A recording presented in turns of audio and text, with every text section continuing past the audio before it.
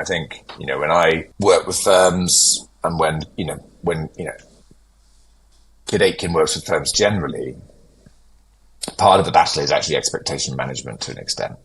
Things will not and cannot kind of improve overnight, but with a sort of medium to long-term plan of improvements over years, that's where we start to see real benefits.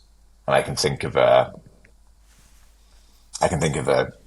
European firm that we've been working with for many years now, where we sat down with the marketing team and the sort of key partners who were kind of involved in this process, and said, okay, right, what are we trying to achieve here? What's the goal?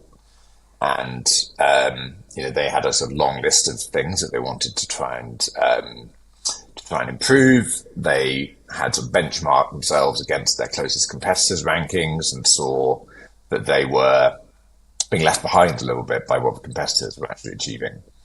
And we kind of worked together to come up with a sort of timeline of some sort of low-hanging fruit that we thought we could achieve in years 1 and 2, and then some kind of longer-term targets that we thought we needed to start building towards now, and start to kind of see happen in years 3, 4, and 5. And what was really helpful about that is that we were able to sort of take that to the wider kind of partnership and get buy-in from people, because those kind of partners who weren't kind of included in those sort of short-term targets could clearly see that they were actually being kind of incorporated into our plan for the long term.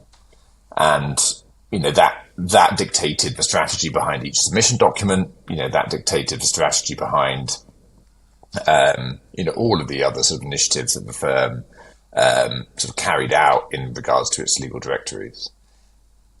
And we managed to really achieve, a lot of those targets in years 1 and 2.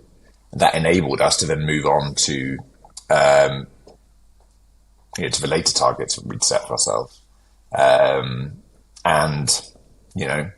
There are always going to be people who are dissatisfied with the amount of space that they're allocated on submission forms.